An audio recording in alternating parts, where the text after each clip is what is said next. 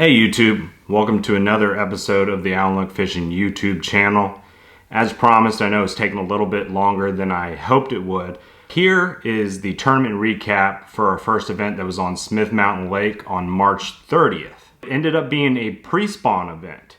And in pre-spawn events, you're targeting secondary points leading into coves. You're targeting docks that are also used as transitions. And that's what we ended up doing in the actual tournament. The way we were catching the fish in practice was primarily on the jerkbait. Jerkbait is a bait that I don't have a whole lot of experience fishing. In fact, this is the only year that I've experienced success, but all it takes to be successful with a pattern is getting a few key bites. A few key bites that tune you into what the fish are doing, build your personal confidence. And so that's primarily what I threw on the practice day. The Megabass 110 FX Tour Premium Edition. I haven't thrown Megabass jerkbaits a whole lot. The reason being is they're $25 a piece. All Megabass baits, at least the 110, are that expensive. But it has its advantage. It's extremely balanced in the water. It maintains perfect buoyancy, so it's not going to sink down on you. It's not going to rise in the water column. It remains stagnant, which when the water is still decently cold, that's what really triggers the bass into biting, is that perfect buoyant bait in the water when you stop it. So I was using the classic jerk pause, and I would vary a little bit. Jerk pause. I would jerk, pause, jerk. And so I really tested with the retrieves, and I didn't really figure out a cadence that was exclusive. Everywhere we fished, I caught them in different manners. I was throwing it on the Concept A by 13 Fishing. This is one of their entry levels, but it still packs a punch. It's 7-ball bearings. The one that I was using was a 6:6:1 gear ratio. And what that allows you to do is when you're jerk baiting, it allows you to not reel in too much line at a time. So think of your lower reel ratios as your moving baits, things that you want to keep in the strike zone as long as possible. And so that's what I was using. I really like the standard cork grips that are on the Concept A, and so this was the rod that I pretty much kept in my hand the majority of the tournament. This is a Muse Black. This is the 6-7 medium, and when you're jerkbait fishing, you want a medium action because you want to be able to provide jerks, but you don't want to have to like horse the bait. The thing about jerkbait fishing is you want to be able to do steady jerks without moving the bait a ton. You want to leave slack in your line, and the reason why you leave slack in your line is because it allows the jerkbait to have the most erratic action possible. I did not have this at first, but the more I researched jerkbaits, the more I looked at my partner James and how he was working his. The snap was really a key to having the best action in the baits. In the actual tournament, I threw this all day. I got 2 or 3 bites and lost a couple more on it, but it was definitely the key to putting the big fish in the boat. I weighed in a 4.67 pound largemouth on it, and I ended up catching it along banks that had brush, had timber. And so what I would do is when we would fish down a bank with a shaky head and with our jigs, I would then after come down and make a vertical cast horizontal to the cover and work it down, because what the fish like to do, especially this time of the year when they're staging, is they'll stage in trees, they'll stage around docks, and places like that that provide them with a good area to just kind of get ready for the spawn, kind of wait for the water to continue to warm up, and just put them in the best scenario for moving up on the beds. Secondly, I was throwing a jig. This is the Beast Coast Vanquish jig by Beast Coast Fishing. This color happens to be Versace craw. It's a great color for the spring when the craws are bright orange. And so what we were doing with our trailers is we were dyeing the tips orange. And that's how James had found out he was getting the best bites. It just provides a little extra contrast, something for the bass to key in on when they're seeing the fluttering motion of your craw appendages. This is the 3/8 ounce model. 3/8 I found to be the best all-round jig. Reason being is it skips incredibly good, especially when you're not super efficient. James is a whole lot more proficient at it, and he was skipping like a pro under these docks. And he caught a lot of fish on jigs. So I was throwing the jig when I threw it on a 7-3-1 Concept Z by 13 Fishing. What I love about this reel is there's zero ball bearing technology. So unlike just your regular ball bearings that you have to clean out every year, I've been fishing this one for over 2 years and I've never really had to clean it. There's a lot of variation when fishing a jig in terms of the rod. Some people like really stout, medium heavy to heavy action rods. What I've found, especially when I'm skipping around docks, just like your spinning rod, you want a smaller, shorter rod. Reason being, you're not slapping the water every time you're skipping. Some people are able to kind of put their rod out at an angle and skip it pretty well, but just like your shallow diving crankbaits when you're fishing right along banks or spinner baits, having a shorter rod is better because it allows you to have more accuracy. That's the most important thing about the short rods, is they provide you with great accuracy. So this is a 6-7 medium heavy Fate Chrome by 13 Fishing. And I've kind of grown to love this. I would not suggest doing vertical hook sets with it, just because since it's so short, the backbone to tip ratio can kind of throw you off. It's got like a short butt as well. And so really stacking it up in a vertical hook set makes it hard and you might actually drop it. But when you're fishing around docks, you're not necessarily going for the vertical hook set. You're casting your bait underneath the dock, and so the best angle to set the hook is a horizontal sweep. And horizontal sweep, you're not going to have the same problems that you do vertically hook setting such a short rod. It loads up perfectly correct, loads up great, and it allows you enough backbone to pull that fish out of the dock, but also that perfect short length that you can really skip your bait under the dock right. And last but not least, I mentioned the Shaky head. Being a former FLW co-angler, I'll probably still go back to fishing as a co-angler in BFLs and stuff like that in the future.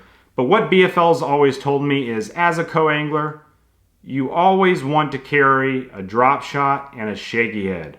Reason being, just like I was talking about James and I fishing with him going across with the jig, I can come back with the shaky head and pick off some of those fish that he was unable to.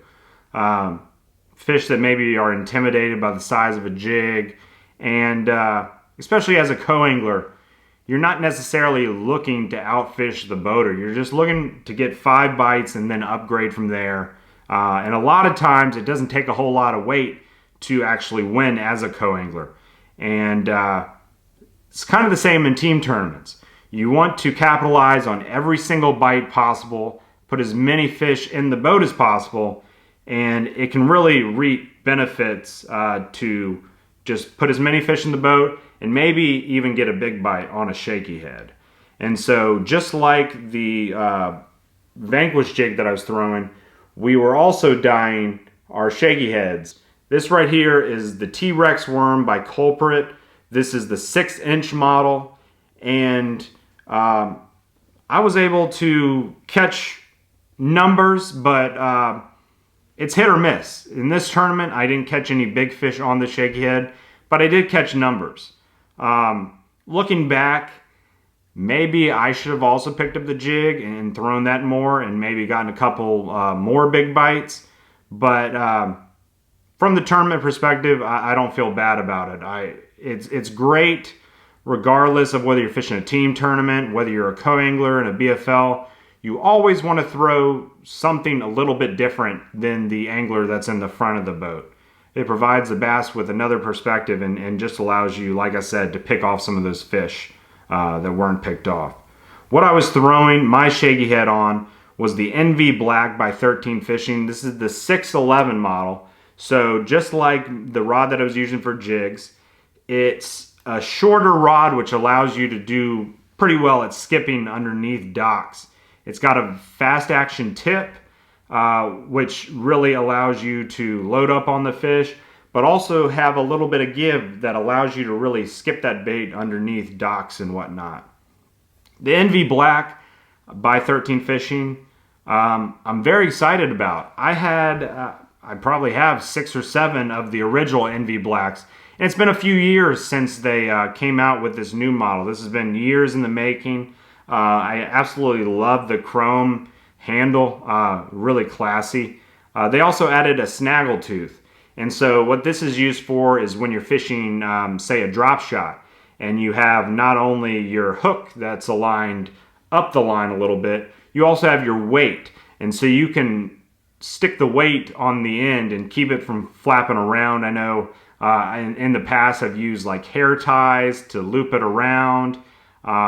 There's never any great way to keep it, and a lot of times when you're using flimsy setups or it's just dangling all over the place, you're going 60 to 70 miles an hour. I've found that a lot of times you'll actually lose your drop shot weight, and so this allows your drop shot weight to hang on the end. It's not flopping around, and it's a whole lot more sturdy, and it'll stay there pegged. And they also added the line tie below the reel handle now, which I love. A problem that you run into with spinning reels is your line is feeding through a bigger guide, and so and also with a spinning reel, it's just a wide spool when it's spooling in and out. And a lot of times when you have the hook keeper up here, the line that's spinning around will eventually lead into your hook keeper and get stuck in the hook keeper, and having to deal with taking that out all day long, it can be an issue. And so this is, I paired it with the Prototype X by 13 Fishing. This is the 3.0 model. They have a 4.0 model and a 2.0 model. A 3 seems to be the perfect medium, especially when you're throwing a short rod like this. It keeps it nice and light so you can get the perfect skips in, and it's a beast. One other key when I was fishing the jerkbait, when I was fishing the shaky head, when I was fishing the jig, is having reel snot. Reel snot is a line lubricant. I've been fishing with them for over 3 years now. And so you can put it on your fluoro, your monofilament, or your braid. I was exclusively fishing fluorocarbon in this event, as Smith Mountain Lake, as you know, is a very clear water environment.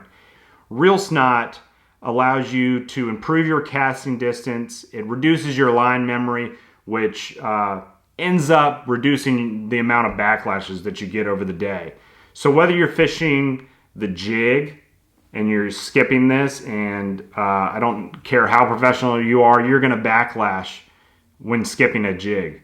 This gives it a little bit more lubrication to really come off the spool nice and free. You're not going to backlash as bad. You're going to reduce that line memory. The important thing when you're fishing a jerkbait is getting as long of cast as possible. And so I squirt this on my jerkbait reel the day before the tournament, and it ends up increasing your casting distance as well. Same thing as the jig.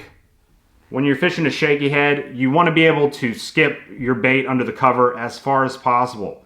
And what reel snot allows is you to get it to the back where a lot of those hard to reach bass are locations where other anglers miss because they're too timid to throw back to that position, or because their line is spent and it's just not getting into the positions to catch those bass. So reel snot is a pivotal part of my fishing game. And so, in summary, we finished in 13th out of 74 to start the season. It's the best finish I have had since fishing the Virginia Elite 70. I think this is my 4th year fishing the Elite 70. And this is stiff competition. This isn't a series that you can slack off and have any contention to be in. You have to be on your game every single event. One thing I forgot to mention is our total weight was 13.74. And so it was a pretty tough event for everyone, for us to finish in 13th with only 13 pounds. We have great points going forward, and it's great confidence. Confidence and momentum are key in the game of bass fishing. And so, like I talked about the jerkbait and kind of gaining confidence in the technique, the better finishes you get, the more your confidence builds in what you're doing. You don't question your decisions. You roll with the punches. And a lot of times that'll lead you to great finishes going forward. So I look forward to the rest of the season. We have 4 more events. Our next event is on Kerr Lake. Thank you for bearing with me and getting these videos out. Like I said, this is the first season that I've gotten into filming. I'm excited to see where I can take this. I'm actually loving the editing process, loving the filming, and I look forward to see what's coming. So stay tuned. Make sure to like and subscribe to my channel. Follow me at social at Alan Luck Fishing, and I'll see you very soon.